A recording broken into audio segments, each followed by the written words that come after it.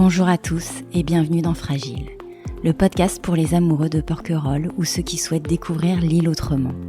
Cette semaine, je reçois Franck Cassanti, cinéaste, metteur en scène, musicien et fondateur de Jazz à Porquerolles. Cet entretien a été enregistré le 10 mai, veille du déconfinement. Quelques jours après son annonce, la tristesse dans l'âme, écrivait-il au festivalier, de l'annulation de la 19e édition de ce festival de musique de monde devenu incontournable. Quelques jours aussi après l'annonce du gouvernement de son plan pour la culture. Franck Cassanti ouvrait son texte d'annulation du festival par cette pensée du poète Hölderlin. Là où croit le péril, croit aussi ceux qui sauvent. Avec Franck Cassanti, nous avons parlé de la crise sanitaire, des inégalités sociales, du rôle de l'artiste et de la culture dans notre société, de sa nécessaire reconsidération par nos gouvernements, de Porquerolles, de films et de musique, bien sûr, de son pouvoir pour changer le monde, de solidarité, de fraternité et d'humanité. Bonjour Franck Cassanti, vous êtes cinéaste, metteur en scène et musicien. Vous avez fondé en 2002 le festival Jazz à Porquerolles avec Archie Shepp, François Carassan, Aldo Romano et Samuel Thiebaud, festival qui est devenu depuis un festival incontournable de musique du monde. La programmation de cette édition 2020, à l'image des précédentes, promettait d'être bouillonnante, grandiose et éclectique. La crise sanitaire qui s'est abattue sur le monde en a voulu autrement. Vous avez annoncé très récemment l'annulation du festival qui devait se tenir du 9 au 14 juillet. Nous allons revenir sur la façon dont Jazz à Porquerolles traverse cette crise, le regard que vous portez sur cette situation en tant qu'homme de culture, plus largement d'ailleurs sur la culture. Mais avant de commencer, en cette veille de déconfinement, je voulais vous demander tout simplement comment vous vous sentez et comment vous avez vécu cette période de confinement. C'est complexe en fait de dire comment on vit une situation inédite. Déjà dire que, en ce qui me concerne, c'est une situation de privilégié d'une certaine façon. Et je pense aux personnes qui n'ont pas cette possibilité. Moi, j'ai un jardin. La crise met le doigt un petit peu sur les inégalités sociales aujourd'hui. Les gens qui sont confinés au bord du périphérique, évidemment, ils sont tout à fait dans une situation tragique, et surtout si ils ont 50 mètres carrés avec 3 enfants. Enfin voilà, je pense moi à toutes ces personnes, sans parler des sans-papiers, sans parler des gens qui ont le SMIC. C'est une grande partie de la population française. La situation sociale en France, elle n'est pas si brillante que ça. On voit les paillettes, mais on ne voit pas ce qu'il y a en dessous. Donc, moi, je l'ai vécu avec évidemment toutes les questions qui se posent. Déjà, un artiste, le confinement, il sait ce que c'est. On ne part pas le matin à 8h ou à 6h du matin pour prendre le métro ou le bus pour se rendre au travail. On est à la maison, on travaille. Donc, ce confinement, disons que je l'ai bien vécu. Parce que le reste, après, il y a des petits accessoires, des petites choses qui sont effectivement accessoires, qui ne sont pas essentielles. Mais j'ai à la maison des livres, j'ai à la maison des DVD, j'ai de quoi être confiné. C'est pas quelque chose d'inhabituel pour moi. Voilà. Le ressenti d'une situation privilégiée, en même temps qui n'est pas inhabituelle, parce qu'en tant qu'artiste, c'est vrai que, comme beaucoup d'artistes, en effet, c'est quelque chose auquel vous êtes familier, mais en même temps un regard que vous portez sur la société, et peut-être une période dans laquelle se renforcent les inégalités sociales et se vivent de façon beaucoup plus accrue, certainement. Alors Franck Cassanti, est-ce que vous pourriez nous rappeler comment Jazz Porquerolles est né, en remettant peut-être ce projet en perspective de votre parcours et en nous disant quel était le projet originel et pourquoi avoir choisi Porquerolles ? C'est une question qui me renvoie 20 ans en arrière, puisque c'est un festival qui est né en 2002. L'édition cette année, c'était la 19e, et on préparait d'ailleurs le 20e anniversaire de cette manifestation. Alors donc il faut savoir que en tant que musicien, avant j'habitais dans la région parisienne et évidemment j'avais beaucoup de relations avec des musiciens. Beaucoup venaient à la maison, il y avait des bœufs, des rencontres. Tous les films que j'ai faits sur la musique faisaient que ce réseau de musiciens, pour moi, c'était mon centre de relations. Bon, j'allais beaucoup dans des festivals, tout ça, mais il y avait quelque chose qui me manquait. Si vous voulez, j'ai travaillé pendant 25 ans à Marciac pour faire des captations, faire des documentaires. Je voyais ce festival, j'ai vu ce festival grandir et devenir tout d'un coup une une espèce sous un barnum. Avant c'était dans une grange, ça commençait dans une grange, et aujourd'hui c'est sous un chapiteau qui prend un terrain de rugby. Donc c'est sûr que la relation qu'il y a dans une grange, je me souviens à Marciac, il y avait des petits concerts dans des granges. Aujourd'hui, pour le musicien, c'est tout à fait différent, cette relation avec le public. Quand il y a 5-6 000 personnes, la personne qui est au fond du chapiteau, elle voit le musicien sur un écran. Il y a déjà un écran entre lui et entre le spectateur et le musicien. Et pour moi, c'était un sentiment de frustration. Et je me suis dit, il faudrait qu'un jour, je pense peut-être à réunir des musiciens, mais dans un autre contexte. Et un peu par hasard, je suis arrivé à Porquerolles. Et là, tout d'un coup, sur cette île, la nature, un site protégé, idéal pour parler, pour tout d'un coup lâcher les amarres, en fait. On prend la mer. Et je me suis dit, mais là, ça serait génial. À l'époque, j'étais sur un voilier, parce que je suis arrivé à Porquerolles sur un voilier. Et j'ai envoyé un message au chargé de la culture à Hyères, que je ne connaissais pas, François Carassan. Et je lui ai dit, voilà, j'aimerais bien faire un festival, parce qu'il ne se passe rien sur l'île, à part les gens qui viennent bronzer, puis faire du footing, profiter de la nature, qui est magnifique. Hein. Mais voilà, il ne se passe rien d'autre, c'est du tourisme. Il me dit, écoutez, moi je vous connais, je connais vos films, donc je tombe sur quelqu'un qui me connaissait, et il me dit, mais banco, je vous suis. La première année, on a fait ça avec des amis, et les amis, c'était Archie Shepp et Aldo Romano, qui sont deux figures centrales de la musique en Europe et aux États-Unis. Et donc, il y avait ces deux personnages musiciens incontournables, et je leur ai demandé si ça les intéressait de venir créer un festival. J'avais pas d'arrière-pensée, je pensais pas si le festival allait marcher. En tous les cas, je les ai invités à venir, et ça a commencé comme ça. On était 30 à 40 personnes dans la cour du Fort Sainte-Agathe, en haut de l'île, et tout de suite, il s'est passé quelque chose de magique. C'est-à-dire que les musiciens, tout d'un coup, avaient ce sentiment de liberté qu'ils n'ont pas quand ils vont jouer sous un chapiteau où il y a 5000 personnes. Parce qu'il y a des contraintes énormes d'argent, des contraintes de situation, de public. On a dit, il faut continuer. Il faut continuer. Et voilà, petit à petit, le festival a grandi. Aussi parce que, en tant que réalisateur, j'ai proposé à France 3 et entre autres à Arte. Et Arte a tout de suite dit OK. Et donc, on a fait des documentaires, on a fait des captations. Ça a permis de populariser le festival. Aujourd'hui, il y a 100 bénévoles qui travaillent. Et cette dimension de l'utopie, elle est toujours à l'œuvre, disons, dans ce festival, parce que souvent les choses se transforment, malheureusement, jamais en bien. On part d'un projet, puis à l'arrivée, c'est un barnum. Non, là, il y a toujours le même esprit de rencontre, une espèce de société idéale, en fait, qui se passe pendant une quinzaine de jours, parce qu'il faut préparer le festival. Pour vous donner un exemple, il y a 100 bénévoles. À un moment donné, il fallait avoir une cantine, des toilettes. Et bien là, dans les bénévoles, il y avait des professeurs dans un lycée technique. Ils ont dit, mais nous, on peut proposer aux élèves de construire des toilettes, de construire une cantine démontable. Et on paye juste le matériau. Donc voilà comment c'est fait la cantine et les toilettes. Et je donnerai 10 exemples de cette sorte pour montrer comment les choses se sont faites avec des bouts de ficelle, en fait. Là-dessus, la mairie, évidemment, nous a aidés, la région, le département, la SACEM. Et surtout, ce qui est formidable, c'est que l'esprit de ces musiciens est là, intact, et le bouche à oreille se fait, et donc cette communauté de musiciens, qui évidemment sont des musiciens qui partagent cet esprit, disons, utopique, mais pas si utopique que ça, en fait, mais de changement de société, des gens engagés. Archie Shepp, c'est quelqu'un qui s'est engagé, qui est toujours engagé, il a plus de 80 ans, et il continue à prôner cette société de liberté. Il s'est toujours battu pour les droits civiques, pour Aldo Romano pareil. Et donc il y a un ensemble de musiciens qui sont là, et à la fois la musique est magnifique, mais aussi ce qui se dit autour de la musique, puisque ces musiciens ont des échanges avec le public, viennent chaque fois avec des créations nouvelles. Donc voilà un petit peu en quelques mots le festival.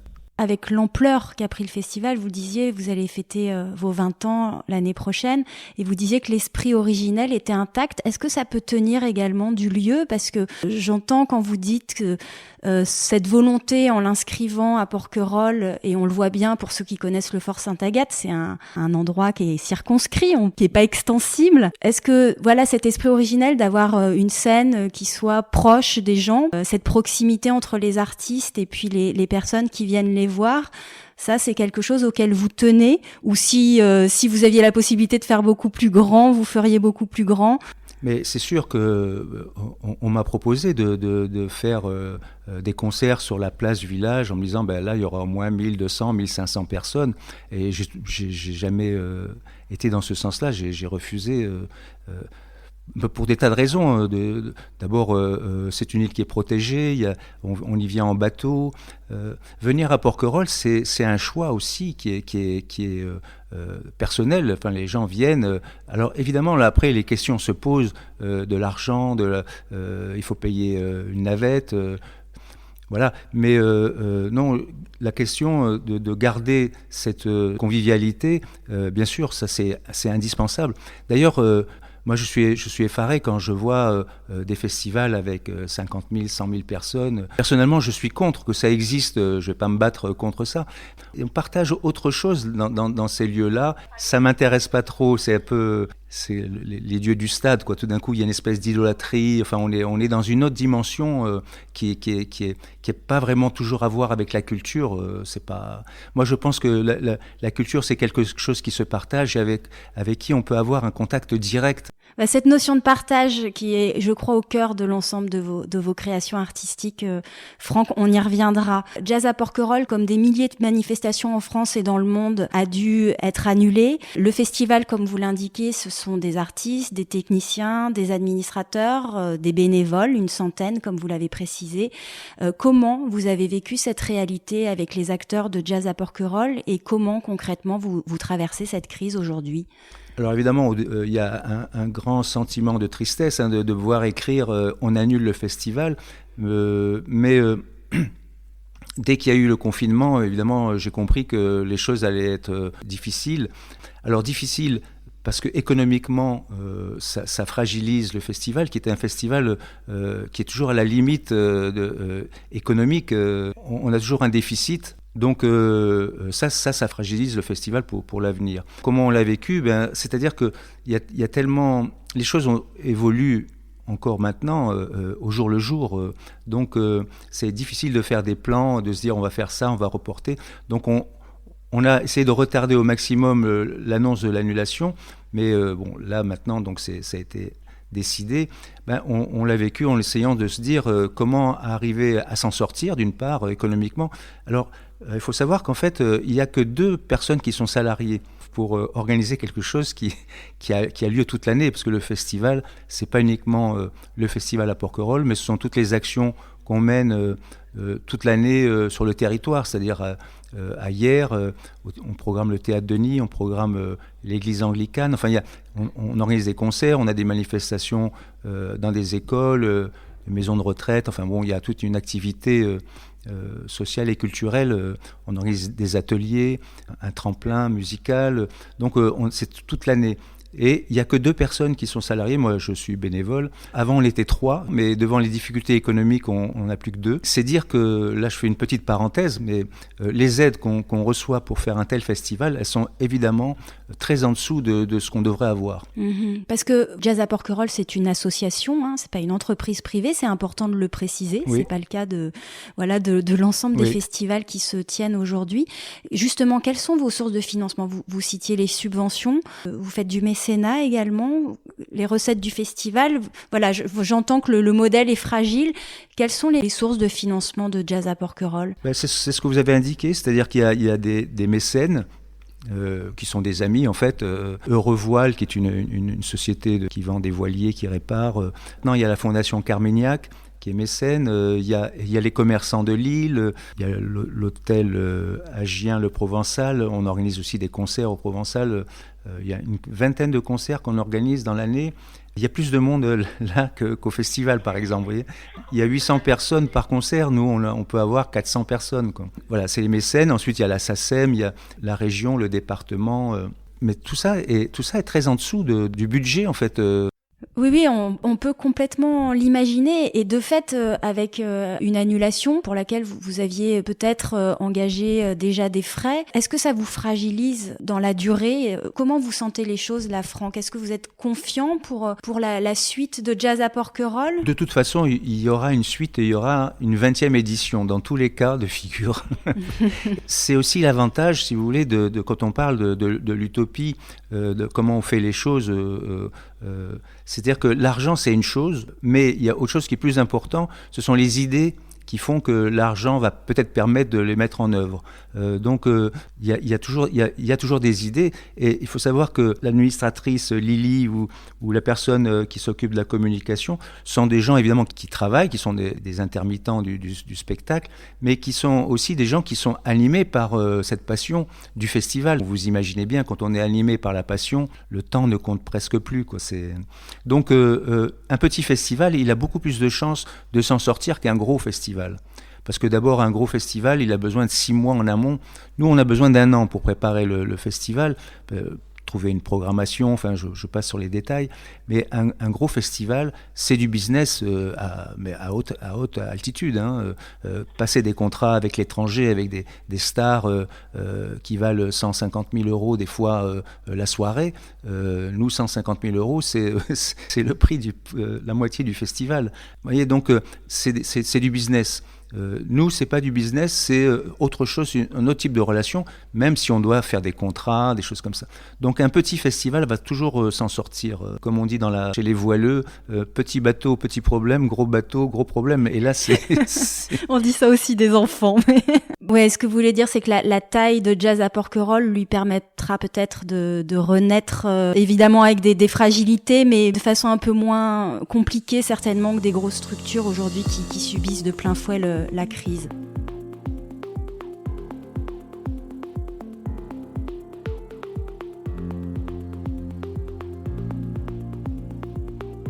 Justement, Franck, je voulais en venir un petit peu à une réflexion un peu plus large au sujet de la culture.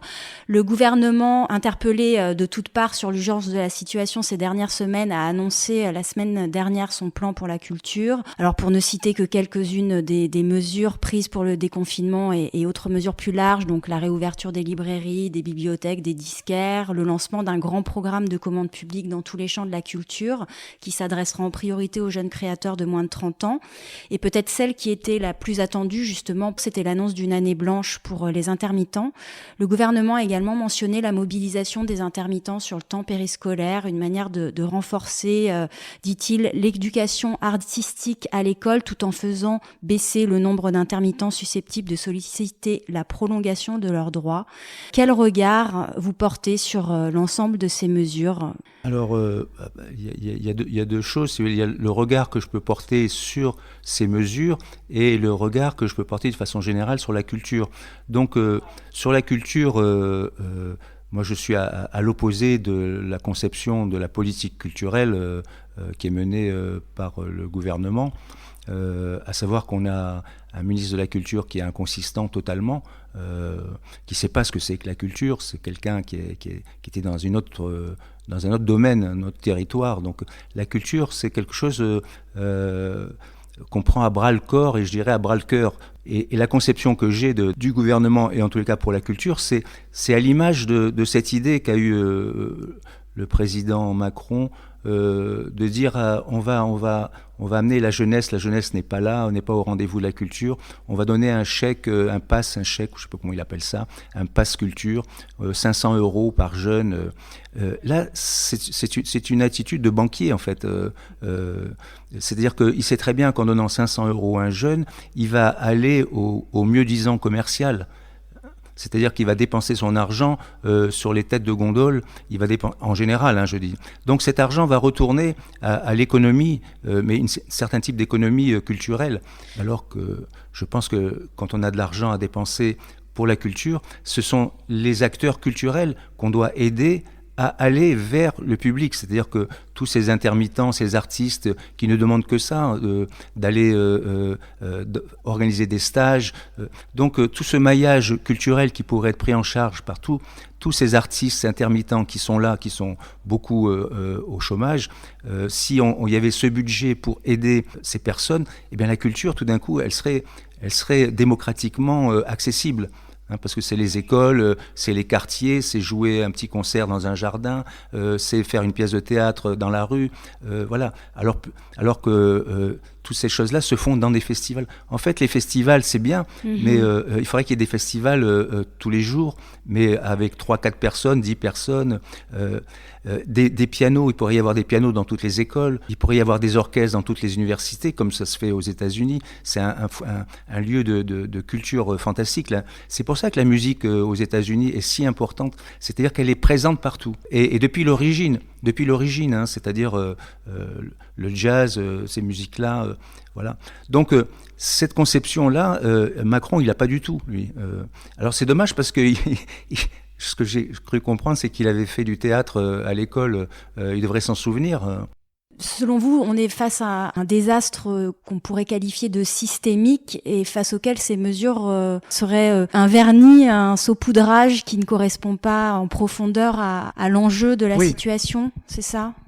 Exactement, surtout que ces commandes publiques qui proposent, ces priorités aux jeunes créateurs, tout ça, c'est pourquoi tout d'un coup ça vient sur le tapis et c'est pas depuis l'origine. Il aurait eu un ministre de la Culture qui aurait eu des idées en lui disant voilà, il faudrait faire ça, ça et ça. Ce sont des mesures qui auraient pu être avant la crise. Pourquoi c'est après tout d'un coup mais l'ensemble de tout ce qui se passe, c'était des choses qui auraient pu être là depuis le début.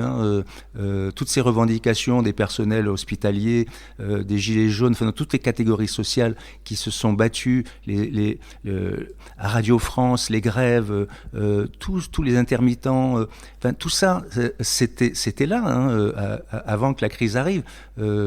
Et ça, on disait toujours, il n'y a pas l'argent, c'est pas possible, les retraites, machin. Tout. Et là, tout d'un coup, on sort des milliards. Évidemment, en grande partie, ces milliards vont être distribués à l'industrie polluante, c'est Air France, Renault, enfin bon. Donc, les mesures, bien sûr, évidemment, tout le monde est preneur de ça, mais c'est trop tard.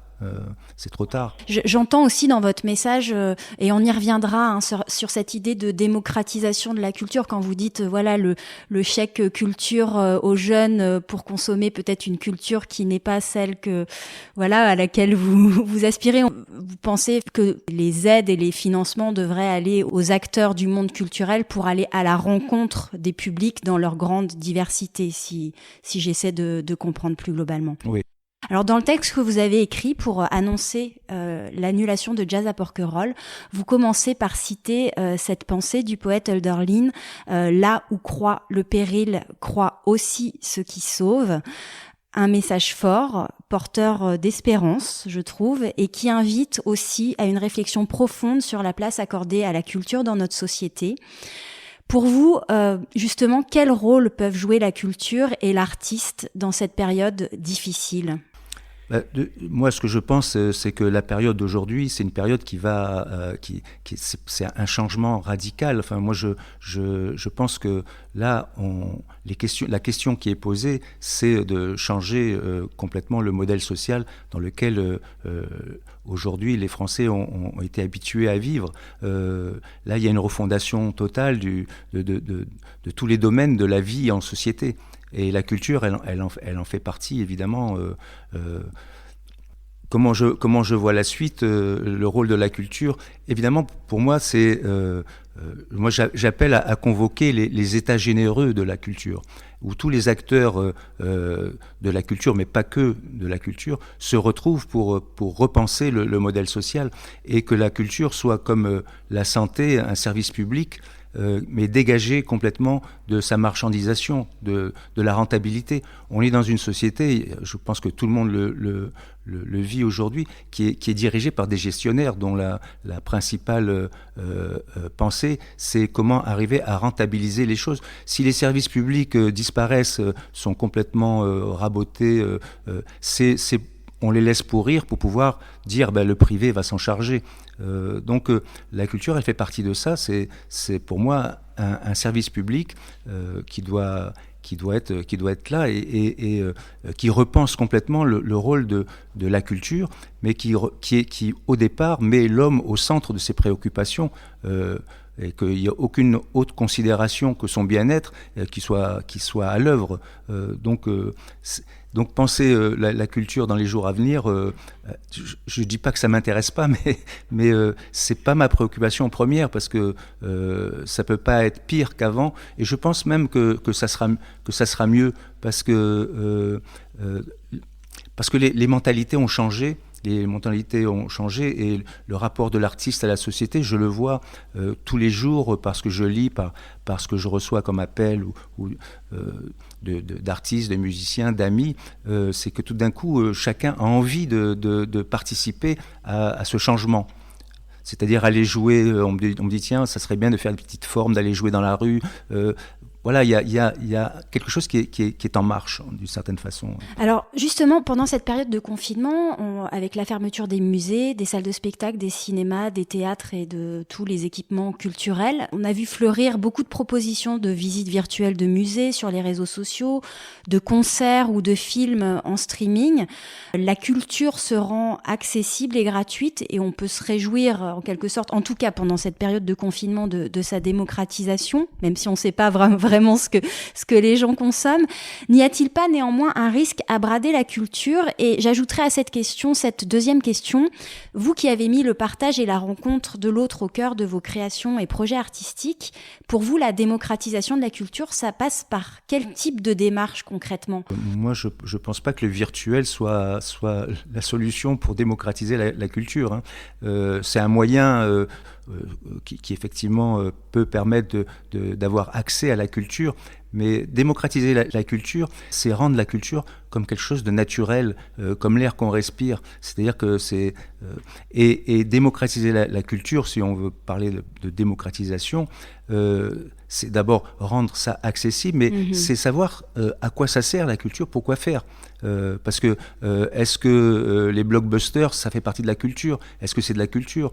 Est-ce que la télévision aujourd'hui, qui diffuse à longueur de journée, les télévisions qui occupent tout l'espace de liberté, comme disait le patron de TF1, qui est à la recherche de l'espace de cerveau disponible. Oui, le temps de cerveau disponible. Est-ce que c'est ça la culture ? Donc voilà. Donc moi je pense que c'est mettre l'individu au centre de la société. C'est le citoyen est là. Aujourd'hui, je prends l'exemple à La Ciotat. J'habite à La Ciotat. On a construit, la municipalité a construit un magnifique théâtre en se servant d'une ancienne chaudronnerie. Donc on a gardé la façade. Et le mot façade, c'est très intéressant parce que tout est façade en fait. Donc dans ce théâtre qui est magnifique, il y a 800 ou 1000 places, il y a une salle de répétition, c'est très très bien fait. Et qu'est-ce qui se passe dans ce théâtre ? C'est un théâtre où la région, le département, la mairie ont mis beaucoup d'argent, donc les Ciotadins. C'est un programmateur comme pour les multiplexes de cinéma qui est à Paris ou à Marseille et qui appuie sur un bouton. Il a une écurie, moi j'appelle ça une écurie d'artistes qui tourne, qui fait tourner sur toute la France, et l'artiste arrive. Alors, il y en a de qualité, je dis pas, mais il arrive, il joue, il prend son chèque et il repart. Voilà, ça c'est la conception de la culture aujourd'hui très Macron, enfin la politique néolibéral, du libéralisme, c'est le terme est magnifique. Donc c'est un libéralisme de façade pour moi. Quand je suis arrivé à La Ciotat, ça fait pas longtemps que j'y habite, mais il y avait un appel d'offres pour la direction de ce théâtre. Donc j'ai été voir le responsable de la culture, un homme très sympathique par ailleurs. Je lui ai dit, mais vous avez une politique culturelle pour la ville, quelque chose? Il m'a dit non, il va y avoir quelqu'un, appel d'offres. Mais cet appel d'offres, c'était trouver un gestionnaire, un directeur. Et disons que les dés étaient pipés d'avance, quoi. Donc ça, c'est une conception de la culture qui n'a rien de démocratique. Parce que, et le théâtre, il est plein, hein, je ne dis pas. Mais si tout d'un coup, ce théâtre, la Chaudronnerie, était confié à des hommes de culture, plutôt qu'à un gestionnaire qui n'habite même pas La Ciotat, hein, c'est pas... en fait, c'est un garage où les gens viennent faire leur vidange, hein, je veux dire, d'une certaine façon. Hein. Voilà. Donc, s'il était confié à des hommes de culture, eh bien, peut-être que la programmation déjà serait différente. Elle serait ancrée aussi dans l'histoire, peut-être de La Ciotat, je ne dis pas toute l'histoire, mais les chantiers navals. Enfin, il y a plein d'histoires à La Ciotat. Donc, et ça se fait ailleurs, hein, d'ailleurs, hein, dans d'autres lieux où le théâtre est envisagé autrement. Donc voilà, c'est des conceptions tout à fait différentes. C'est-à-dire associer les hommes de culture, le public, des administrateurs, évidemment, la mairie, enfin tous les acteurs indispensables à la vie. Voilà. Alors je ne dis pas que le modèle de Porquerolles c'est un modèle idéal, hein, mais ça n'a rien à voir avec un festival qui est organisé par le service événementiel de la ville. C'est un festival qui est voilà, c'est une association. Et un théâtre dans une ville, je pense qu'une association, c'est important qu'elle s'en occupe parce qu'il y a quelque chose de démocratique dans les associations. Oui, tout à fait. Et puis l'indépendance associative aussi. Oui, hein, oui, voilà. Mais on sent vraiment hein, que tout ce que vous indiquez s'inscrit dans une envie d'une refonte profonde de la façon d'aborder la culture aujourd'hui dans notre société, de lui donner une autre place, de placer les hommes de culture au centre et pas que vous nommez voilà les gestionnaires. Donc vraiment cette idée un peu de changer le monde sans faire de transition facile. Mais en ouverture du festival, il était prévu que vous projetiez sur la place du village votre film qui s'intitule justement Changer le monde, dont le titre et l'intention résonnent avec une acuité accrue et toute particulière dans le contexte actuel. Est-ce que vous pourriez nous en dire quelques mots de ce projet de film ? Alors, ça c'est un projet de film que peut-être inconsciemment j'ai rêvé il y a plusieurs dizaines d'années. Donc il est arrivé à terme peut-être au bon moment, je ne sais pas. En tous les cas, il y a 2 ans, j'ai fait une création qui s'appelait Changer le monde d'ailleurs. Il y a 2, oui. Et cette création, c'était de réunir autour de la pensée de Martin Luther King. C'était le 60e anniversaire de son assassinat. Et donc, je m'étais dit, on va projeter le film sur la muraille du Fort Sainte-Agathe, le film de son discours, où ce discours célèbre, où il dit « I have a dream ». Il avait fait le rêve que des enfants noirs et blancs se prennent par la main. Et voilà. Donc, c'était ce rêve de fraternité, d'un monde différent. Et je me suis dit, on va projeter ce film et je vais faire venir sur la scène des musiciens venant de plusieurs parties du monde, et donc américains, africains, guadeloupéens, français, brésiliens, et de La Ciotat aussi. Et donc, que ces personnes montent sur scène sans se connaître pratiquement, n'ayant jamais joué ensemble, et que tout d'un coup, ce film qui est projeté pas tout le temps lors du concert, mais des extraits sont projetés, et ce que ça leur inspire, musicalement. Et donc, ce concert a eu lieu, c'était super, voilà, et que j'ai filmé aussi. Donc c'était de l'improvisation ?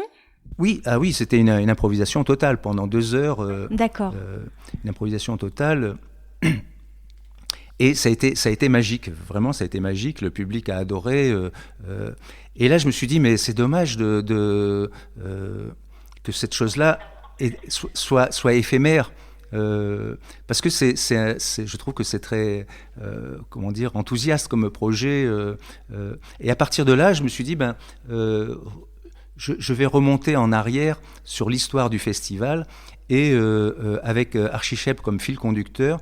Et comme j'ai filmé depuis l'origine du festival jusqu'à ce concert et puis l'an dernier également, je vais faire un film qui s'appelle Changer le monde, qui raconte un peu cette histoire. Donc voilà, c'est ça Et donc il y a... Il y a 20 ans d'archives en fait, si je comprends bien, dans ce documentaire. Voilà. Il y a des extraits de moments que j'ai filmés, mais qui traduisent, c'est pas une accumulation d'archives, mais c'est des personnes qui sont dans cette perspective de pensée et d'esprit. Mmh. Avec cette idée et ce fil conducteur, que la musique aurait ce pouvoir de contribuer à faire changer le monde et les mentalités, c'est ce qui irrigue l'ensemble. Exact. Donc c'est une question que j'ai posée à beaucoup d'artistes après avoir fait ce spectacle Changer le monde. Et est-ce que la musique peut changer le monde? Ça vient d'une réflexion aussi, je crois, qui est attribuée à Nietzsche, qui disait si la musique n'existait pas, le monde serait une erreur. Voilà. Et donc j'ai posé ça. Il faut savoir qu'aussi à Porquerolles, il y a des musiciens qui organisent chaque année l'enfance du jazz. Donc c'est des enfants à partir de 3-4 ans jusqu'à 13 ans. Et aujourd'hui, avec l'enfance du jazz, il y a aussi les parents qui sont là. Donc ils font des ateliers. Et à la fin des ateliers, il y a un concert qui est fait sur la place du village à midi, au pied de l'église. Et donc les enfants aussi participent à la réflexion. Et donc ça va jusqu'à évidemment les propos de Greta Thunberg qu'on entend sur l'écologie. Donc voilà, le film, c'est ça, un peu changer le monde. On aura la chance de le voir un jour à Porquerolles, vous pensez, Franck, ce film ? Oui, bien sûr. Peut-être cet été, parce que Porquerolles, en fait, pour revenir à la question au début, on va être présent pendant cette période-là, et en tous les cas jusqu'en septembre. On va organiser des petites formes, des concerts, des interventions musicales sur l'île, et ailleurs, pas que sur l'île, ailleurs, peut-être à Toulon, également peut-être avec le Théâtre Liberté à Toulon, donc faire des connexions avec la Fondation Carmignac, faire des petites formes. Et je pense que ce sont des petites formes, c'est-à-dire 2-3 musiciens, mais également des musiciens qui vont prendre la parole, qui vont échanger sur les questions que vous me posez. Eh bien, c'est des questions qu'on va pouvoir poser au public, de faire quelque chose qui soit interactif. Mm-hmm. Oui, ce serait absolument passionnant. Bon, j'imagine que par contre, vous avancez à petits pas et peut-être que vous pouvez pas nous en dire beaucoup plus aujourd'hui, mais vous avez ce souhait, en tout cas, de saupoudrer l'été de rendez-vous musicaux à Porquerolles et hier et les lieux environnants, si je comprends bien, c'est ça ? Voilà, exactement, de faire... on fera pas un grand concert au Fort Sainte-Agathe, je pense pas, mais en tous les cas, sur la place du village, la maison du commandant, dans les jardins de Porquerolles, à la Fondation Carmignac, sur le terrain Olbia à Hyères, qui est un grand site archéologique. Voilà, donc c'est un petit peu ça ce que j'imagine. Je crois qu'on peut s'en réjouir et dès qu'on aura les rendez-vous, je pense que beaucoup de personnes seront heureux de retrouver Jazz à Porquerolles, même si c'est pas dans sa forme classique, pour nourrir l'été autrement.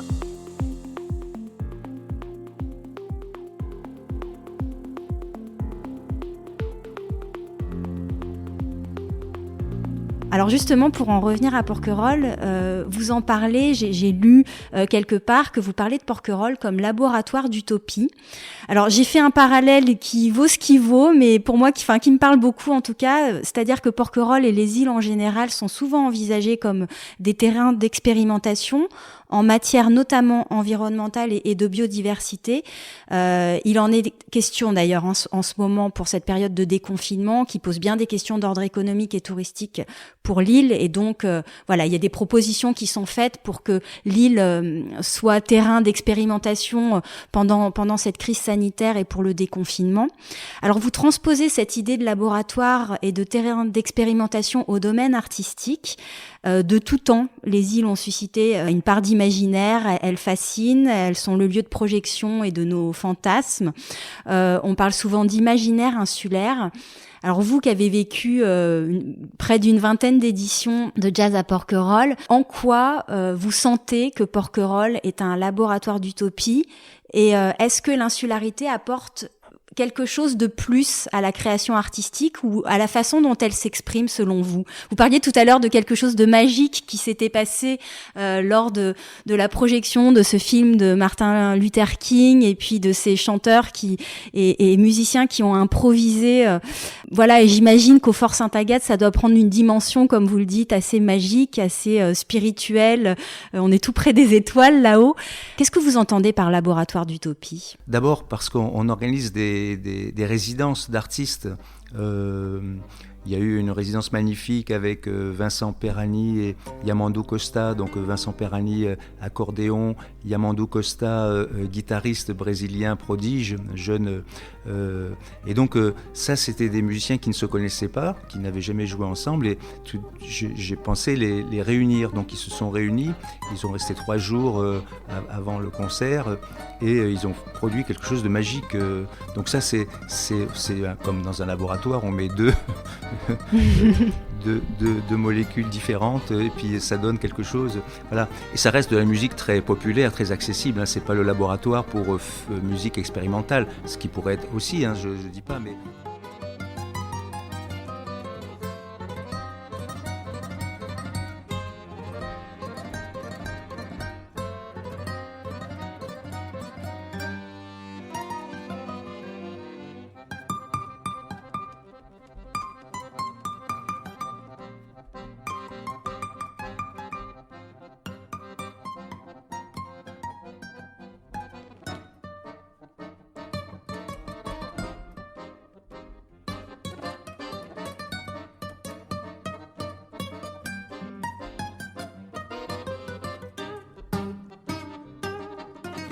Voilà, c'est des rencontres, ces laboratoires, c'est-à-dire c'est des rencontres, des chercheurs, des artistes. Voilà, on a fait beaucoup d'expériences de ce genre, des créations. Il faut savoir qu'il y a des comédiens, des metteurs en scène, des photographes, des cinéastes qui sont venus à Porquerolles, qui viennent à Porquerolles. Voilà, c'est une espèce d'émulation formidable. Et c'est vrai que, comme vous dites, l'île, ça favorise ça. Et puis aussi le fait que, je veux dire, l'île, elle est restée depuis son origine sans festival, et tout d'un coup, il y a un festival qui naît. Ça veut dire que tout d'un coup, il y a quelqu'un qui se dit, tiens, on pourrait faire quelque chose. Voilà, donc c'est une question de personnes aussi. Ça me serait jamais venu à l'idée de monter un chapiteau avec 6000 personnes pour faire... Voilà, c'est une question d'esprit, en fait. Et je ne suis pas le seul dans ce cas-là. Je veux dire, il y a en France, heureusement, plein d'expériences. Moi, cette expérience-là, je l'ai beaucoup appréciée il y a très longtemps avec Bernard Lubat, par exemple, qui, à Uzès, fait un festival dans cet esprit-là. Son père était accordéoniste lui-même, grand musicien, il fait venir ses amis. C'est aussi un laboratoire. Il y a beaucoup de choses comme ça qui se passent en France, dans des petits festivals. Et c'est justement c'est être ancré dans une région avec une histoire. Mais l'île, c'est vrai que ça condense beaucoup de choses. C'est-à-dire que François Carassan le disait, que pour avoir le sentiment de l'île, il faut avoir raté la dernière navette. Voilà. Donc là, tout le monde rate la navette volontairement pour justement couper les amarres avec ce monde. Voilà. Donc ça favorise les choses. Et puis au Fort Sainte-Agathe, sur la scène, il y a un figuier. Ouais. Eh bien, ce figuier-là, beaucoup de musiciens ont joué avec. Ils n'ont pas été jusqu'à monter dans le figuier, mais il y en a beaucoup qui ont fait de la percussion sur le figuier, dans les branches. Donc la nature, elle nous guide d'une certaine façon.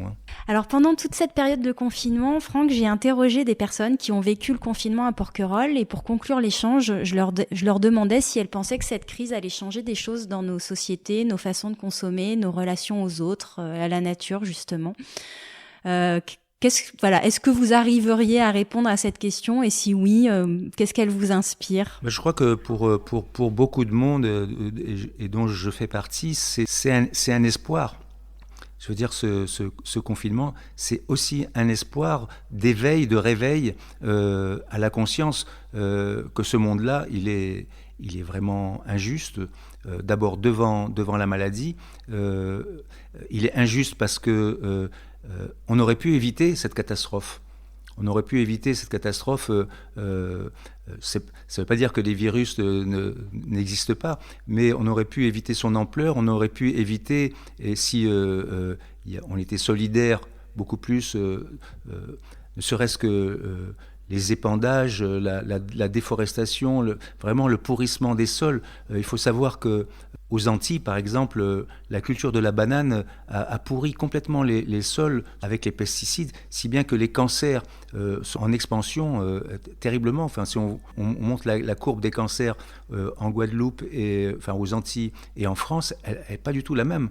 Et donc, ces pesticides qui se déversent dans la mer pourrissent et empoisonnent les poissons, si bien qu'aujourd'hui, un pêcheur, il est obligé de faire 50 à 60 km en mer pour trouver du poisson, alors qu'avant la culture intensive, le poisson, il était au bord des plages. Hein. Je pense que c'est l'espoir de prendre conscience qu'on est dans une société libérale, mais qui est liberticide surtout, qui fait que tout est fait pour aller contre la nature et aller contre la nature humaine, en fait. C'est prendre conscience de ça. Et moi, je trouve fantastique que les événements les plus importants pour moi, c'est vraiment de voir que la jeunesse, elle se mobilise, de voir une gamine de 15-16 ans aller à l'ONU parler aux banquiers pour leur dire qu'ils se sont trompés, au gouvernement, c'est extraordinaire. Enfin, jamais on n'aurait pu imaginer ça. Donc, prendre conscience, ça c'est un espoir, prendre conscience de la richesse de la terre sur laquelle on est, qu'on dénature, c'est très important. Prendre conscience que 80 à 90% des biens qui sont produits ne servent à rien. Hein. Et de savoir que la majorité de la population travaille pour produire quelque chose qui ne sert à rien. Si les gens ne prennent pas conscience de ça, c'est foutu, quoi. Bon, une invitation à ralentir, à réduire nos modes de consommation. Exactement. Et puis en tous les cas, ce qui est quand même important, c'est pas le but à atteindre, parce que le but il est toujours inaccessible, c'est le chemin qui y mène. Et là, c'est extraordinaire ce qu'on va trouver sur ce chemin comme personnes, comme esprit, comme artistes qui vont dans le même sens.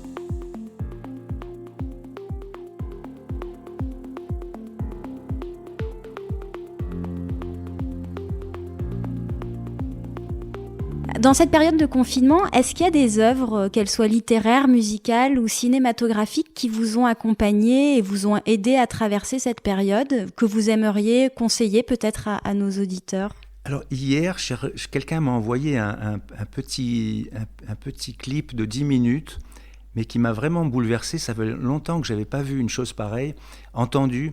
Peut-être vous êtes au courant. Alors je sais que c'est sur France O. C'était diffusé sur France O, mais quelqu'un me l'a envoyé. Et c'est une femme qui raconte une histoire, mais vraiment extraordinaire, mais qui donne de l'espoir. Et ça se passe dans un camp de concentration. Et c'est une mère et une fille. Et cette mère, elle avait gardé un morceau de chocolat en disant que à un moment donné, quand ça ira vraiment très très très mal, je te donnerai ce morceau de chocolat. Elle dit ça à sa fille, qui doit avoir 14-15 ans. Et elle est dans des conditions évidemment de camp de concentration, on imagine ce que c'est. Et avec cette femme, cette mère, il y a une future maman, elle va accoucher, elle est enceinte, personne ne s'en est rendu compte, enfin les Allemands ne s'en sont pas rendus compte, parce qu'elle est tellement maigre.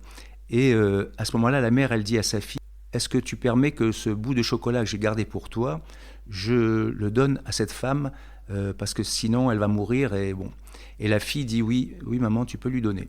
Donc elle lui donne le bout de chocolat, elle accouche, enfin je passe sur les détails, elle accouche, c'est une petite fille, et elle met la petite fille sur sa poitrine enroulée de tissu. Alors je vous raconte pas, d'abord pour la nourrir, donc ils arrivent à trouver un petit peu de lait en poudre qui a été subtilisé dans la cuisine des Allemands. Bon, une solidarité énorme de tout le camp des femmes. Il n'y a pas longtemps, la fille qui devait recevoir ce chocolat fait une conférence pour parler justement de cette période-là. Elle parle, il y a beaucoup de monde qui est là, et à la fin, il y a une dame qui vient la voir et qui lui dit merci pour le bout de chocolat. C'était elle. C'était incroyable. Donc ça, vraiment, c'est une leçon extraordinaire. J'ai eu l'occasion de filmer aussi des personnes comme ça, un film qui s'appelait Et le soleil se levait. Et il y avait dans ces femmes-là une fille, Marie-Jo Chambard-Delot. Je crois qu'elle est toujours vivante, elle doit avoir 95 ans par là. Elle était dans le camp et elle s'occupait justement des enfants qui naissaient dans les camps. Et elles avaient trouvé, pour les nourrir, c'était ça le problème, les nourrir, donc elles avaient trouvé des gants en caoutchouc qui, avec les doigts, étaient percés pour leur donner. Donc tout ça était en cachette. Donc pour revenir à un peu ma trajectoire, et puis dans les gens, enfin vous me posez toutes ces questions, en fait c'est très lié à toutes ces histoires, parce que j'ai eu le bonheur, si on peut dire, de filmer des personnes comme ça qui revenaient des camps, qui avaient des histoires extraordinaires. Et quand on rencontre des gens comme ça, c'est sûr que ça change la vision du monde. Et vous parliez de la culture, qu'est-ce que je voyais pour la culture ? Et c'est que ces histoires-là, elles soient un peu plus présentes dans notre quotidien, à la télévision, dans les écoles, que ce soit des histoires qui soient présentes, parce que c'est vraiment, ça donne de l'espoir. Et c'est notre histoire par ailleurs, et ça vous renforce dans l'idée de l'humanité, quoi, du partage, de la solidarité, toutes ces valeurs-là qui sont importantes. Et on ne peut pas dire que quand on regarde TF1 ou toutes ces chaînes de télévision, que ces valeurs-là soient mises en avant. Enfin, c'est même l'inverse qui est proposé. Donc voilà, vous me posez la question de si quelqu'un, un bouquin, quelque chose m'avait... ce petit film qui fait 10 minutes, je pense qu'on peut le trouver en cherchant sur François. Mais je regarderai, je mettrai le lien sur l'article du podcast. Ouais. Enfin, je pense que de toute façon, on a bien compris que quand vous parlez de culture salvatrice, vous parlez pas forcément de la culture telle qu'on peut la trouver actuellement sur TF1. Et je trouve votre témoignage vraiment poignant, et cette espérance, cet espoir et cette force que peuvent nous donner des témoignages aussi saisissants. Je crois que ça nous ramène quand même à une réalité qui nous permet tout simplement de nous dire quel est l'essentiel, quoi. Exactement. Je crois que c'est important. Il me reste 2 questions, Franck. Le déconfinement demain, est-ce qu'il y a une chose qui vous manque en cette période de confinement, que vous vous réjouissez de pouvoir faire ces prochains jours ? Non, c'est bien sûr que tout ce qui faisait mon quotidien, je veux dire, il va pas changer. C'est-à-dire la présence de la nature, la présence des petits enfants, toutes ces choses-là, ça c'est évidemment ça manque, parce que là on est quand même en liberté surveillée. Enfin, de retrouver les personnes qu'on aime. Et retrouver les amis, et puis pouvoir faire de la musique avec un musicien en face de soi. Ça c'est important.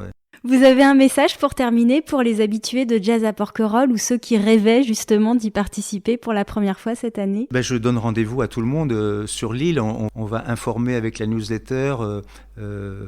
Oui, c'est le message de se retrouver. Il faut savoir que je reçois, et puis toute l'équipe, on reçoit beaucoup de messages de ce public qui nous est cher, c'est-à-dire alors quand est-ce qu'on reprend, courage, enfin des tas de messages d'encouragement évidemment pour qu'on continue. Il faut savoir qu'il y a des personnes pour qui ce festival, ça compte beaucoup. En presque 20 ans, il y a des gens qui se sont mariés grâce à ce festival. Il y a beaucoup d'enfants qui étaient à l'enfance du jazz, qui maintenant sont des adultes, qui vont bientôt apporter leur enfant aussi. Ben voilà, c'est vraiment une aventure qui est marquante, quoi, parce qu'elle est humaine. Je crois qu'on l'a bien compris. Merci infiniment, Franck Cassanti, d'avoir pris le temps de répondre à mes questions. Il nous tarde évidemment de réentendre les musiciens du monde entier enflammer nos oreilles dans tous les festivals. Et puis, notre soutien tout particulier à toute l'équipe de Jazz à Porquerolles que nous espérons bien retrouver à Porquerolles dans l'été. Un grand merci, Franck. Et merci à vous, Ingrid, pour la qualité de vos questions et de votre travail très sérieux. Continuez. Merci à vous. Merci à Franck Cassanti de nous avoir partagé sa vision de la situation actuelle et ses espérances pour le monde de demain. Un monde où la musique aura forcément une place de choix. Vous retrouverez toutes les références musicales et cinématographiques mentionnées dans l'épisode sur fragileporquerolles.com. Si ce n'est pas déjà fait, pensez à vous abonner au podcast sur Apple Podcast, Google Podcast, Deezer ou Spotify. C'est simple, gratuit et surtout très pratique car ça vous permet d'être informé quand un nouvel épisode sort. Et si le podcast vous plaît, parlez-en autour de vous et n'hésitez pas à laisser un avis 5 étoiles sur Apple Podcast si vous êtes sur iPhone. C'est la meilleure manière de le soutenir et moi ça me fait toujours infiniment plaisir de vous lire. Merci à tous et prenez soin de vous. On se retrouve très vite. À bientôt!